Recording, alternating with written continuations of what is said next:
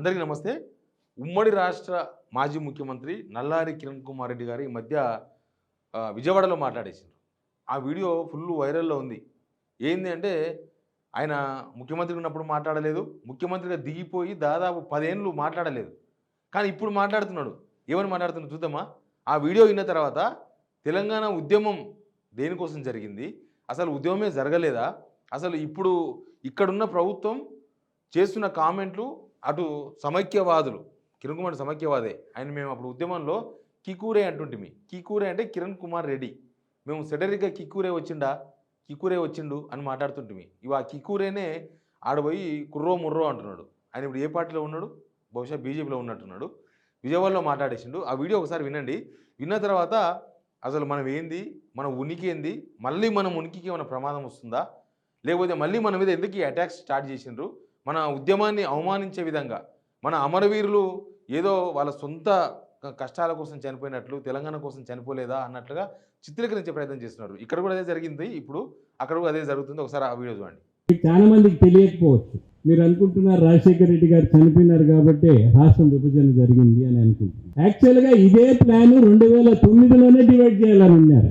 రాజశేఖర రెడ్డి గారు ఉండగానే ఆయన తీవ్రంగా వ్యతిరేకం చేసి రాజీనామా చేస్తానని గందరగోళం చేసి ఇదంతా మాకు తెలియదు. పై లెవెల్లో జరిగింది. సేమ్ వే 2014లో చేసిండేదే 2009లో చేయాలని ఉన్నారు. ఆఖరి రోజు అసెంబ్లీ జరుగుతూ ఉంది. నేను చీఫ్ విప్గా ఉన్నాను. ఆ రోజు ఈ రెజల్యూషన్ పెట్టు అన్నాడు. ఆ రెజల్యూషన్లో we are for the state of Telangana అని రాసింది. నేను చదివాను. ఏందన్నా ఇది, మన ఎలక్షన్కి పోతున్నాము, we are for the state of Telangana అనేది, how can we say that? ఇప్పుడు కికూరే సమస్య ఏంటంటే, కికూరే అటు తెలంగాణ కాకుండా పోయిండు, అటు ఆంధ్ర కాకుండా పోయిండు. ఆంధ్రాలో కిరణ్ కుమార్ రెడ్డిని అసమర్థుడు అనుకుంటున్నారు వాళ్ళు. ఎందుకంటే తెలంగాణ విభజన ఆపలేకపోయిండు, ఆయన ముఖ్యమంత్రిగా ఉన్నాడు, ఆపలేకపోయిన అసమర్థుడు. ఈ రాష్ట్ర విభజన ఆయన చేతుల మీదగానే జరిగింది కాబట్టి కిరణ్ కుమార్ రెడ్డి అసమర్థుడు అనే ముద్ర ఆయన మీద పడ్డది. నేను అసమర్థుని కాదు అని చెప్పుకునే ప్రయత్నంలో భాగంగా మన అమరవీరులను, మన ఉద్యమాన్ని మొత్తాన్ని కించపరిచే ప్రయత్నాలు ఇట్లా చేస్తున్నాడు. ఏంది అని చెప్పింది, వైఎస్ రాజశేఖర రెడ్డి ఉన్నప్పుడే తెలంగాణ కోసం కాంగ్రెస్ నిర్ణయం తీసుకున్నదంట. ఓలా వైఎస్ రాజశేఖర రెడ్డి బతుకున్నా కూడా తెలంగాణ వచ్చేదంట. అయితే మనకు మొదటి అమరవీరుడు, రెండో దఫా తెలంగాణలో మొదటి అమరవీరుడు శ్రీకాంతాచారి ఎల్బీనగర్ చౌరస్తాలో మంట పెట్టుకున్నాడు. అందరికి తెలుసు. ఎప్పుడు ఆయన చనిపోయింది నవంబర్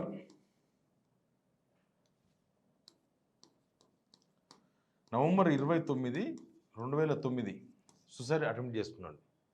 తర్వాత డిసెంబర్ 3 హాస్పిటల్లో చనిపోయాడు. అంటే మీరు నిర్ణయం తీసుకున్న తర్వాత 2009 ఎలక్షన్స్కి ముందు ఈయన చెప్పేది లెక్క ఏంటంటే, వైఎస్ రాజశేఖర రెడ్డి బతుకున్నప్పుడు సెప్టెంబర్ 2, 2009 వైఎస్ రాజశేఖర చనిపోయాడు. ఎలక్షన్ జరిగింది ఏప్రిల్లో. ఎలక్షన్ కన్నా ముందు మాటలు చెప్తుండే ఈయన. 2009 ఎలక్షన్స్ కన్నా ముందే ఈ 2014 ఇచ్చిన తెలంగాణ ఇయ్యాలని కాంగ్రెస్ నిర్ణయం తీసుకున్నదట. దానికి వైఎస్ రాజశేఖర రెడ్డి కూడా అన్నాడట, ఓకే అన్నాడు. వైఎస్ రాజశేఖర రెడ్డి కూడా తెలంగాణ వ్యతిరేకి కాదని చెప్పి, ఆయన తెలంగాణ వ్యతిరేకి కాదు, నేను కూడా తెలంగాణ వ్యతిరేకిని కాదు, కాంగ్రెస్ చేసిన తప్పంతా, లేకపోతే అక్కడ ఆంధ్రలో చెప్తున్నాడు కాంగ్రెస్ చేసిన విభజన అని. ఇప్పుడు ఏంది మరి ఆ తర్వాత జరిగిన ఆత్మహత్యలను కూడా దేనికోసం జరిగినట్లు? మన రెండో దఫా ఉద్యమం జరిగింది నవంబర్ 29, 2009 నుంచే కదా. కేసీఆర్ అలగనూరు దగ్గర దీక్ష చేపట్టిండు, ఖమ్మం జైలు తీసుకుపోయినరు, తర్వాత నిమ్స్కి పట్టుకొచ్చిండ్రు. ఇదంతా మనకు తెలియదా? ఇది హిస్టరీ కదా. అసలు శ్రీకాంతాచారి ఆత్మహత్యకు ఎందుకు ప్రయత్నం చేసిండు? డిసెంబర్ 3 ఎందుకు చనిపోయిండు? మన దగ్గర తెలంగాణ ఉద్యమంలో చనిపోయిన వాళ్ళు దగ్గర 1400 మంది అని మనం చెప్పుకుంటున్నాం అప్పటి నుంచి. వీళ్ళందరూ 2009 ఎలక్షన్స్ తర్వాతనే చచ్చిపోయింది కదా. 2009 నవంబర్ 29 తర్వాత మీరు ఎప్పుడైతే డిసెంబర్ 9, 2009లో మీరు ప్రకటన చేసినారో తెలంగాణ ఇస్తున్నట్లు, ఇచ్చి మళ్ళీ సమైక్యవాదులకు తలొగ్గి మళ్ళీ మేము వెనకపోతున్నాం, మళ్ళీ దీన్ని పరిశీలిస్తామని చెప్పినారో అప్పటి నుంచి ఆత్మహత్యలు జరిగినాయి.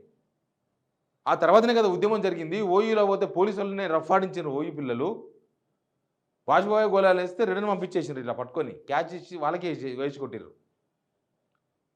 తర్వాత పోలీస్ డిపార్ట్మెంట్ ఉద్యమంలోకి వచ్చింది.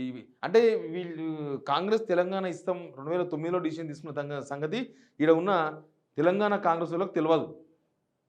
తెలంగాణ కాంగ్రెస్ వాళ్ళకు కూడా తెలియదు. కిరణ్ కుమార్ ఒక్కనికే తెలుసా? ఎలక్షన్స్ ఉన్నాయి ఇప్పుడు ఏంది ఇది ఎంత అని అంటే వైఎస్ రాజశేఖర్ అన్న అంట హైకమాండ్ డిసైడ్ చేసింది కూడా మనం ఏం చేయలేం. అదే 2009లో ఎలక్షన్ అప్పుడు వైఎస్ రాజశేఖర రెడ్డి ఇక్కడ ఎలక్షన్ అయిపోయిన తర్వాత అక్కడ కర్నూలు పోయి ఆడ ఏం ప్రచారం చేసిండు, మన తెలంగాణ పోవాలంటే వీసా కావాలన్నా మనకని ప్రచారం చేయలే.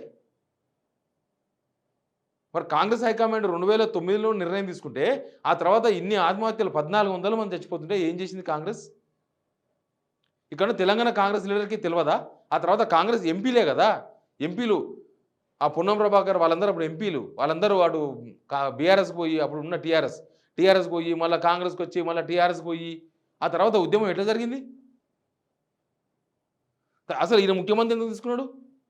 సరే ఈయనకు తెలుసు కదా 2009 కన్నా ముందే కాంగ్రెస్ హైకమాండ్ తెలంగాణ ఇవ్వాలని డిసైడ్ అయింది. ఓకే, మళ్ళీ ఈయన ఎందుకు ఉద్యమం స్టార్ట్ చేసిండు? చెప్పు గుర్తొచ్చింది ఆయన పార్టీకి ఒకటి. ఆయన సమైక్యాంధ్ర ఉద్యమం ఎందుకు తీసుకున్నాడు? ఆయన సమైక్యాంధ్ర ఉద్యమం ఎప్పుడు చేయాలి? 2009లోనే చేయాలి. ఆయన విప్పు ఉండే అప్పుడు కిరణ్ కుమార్ రెడ్డి విప్పు. మళ్ళీ అప్పుడు తర్వాత పీసీసీ ప్రెసిడెంట్ రెండోసారి పీసీసీ ప్రెసిడెంట్ అయ్యాడు డి శ్రీనివాస్. ఆయన కూడా తెలియదా? ఓన్లీ కిక్కురేకు వైఎస్ రాజశేఖర్కి తెలుసా కాంగ్రెస్ తెలంగాణ ఇవ్వాలనుకున్నదని? అంటే ఇప్పుడు ఈ జరిగిన ఆత్మహత్యలు మొత్తం కూడా కాంగ్రెస్ చంపిందనే కదా దీని అర్థం.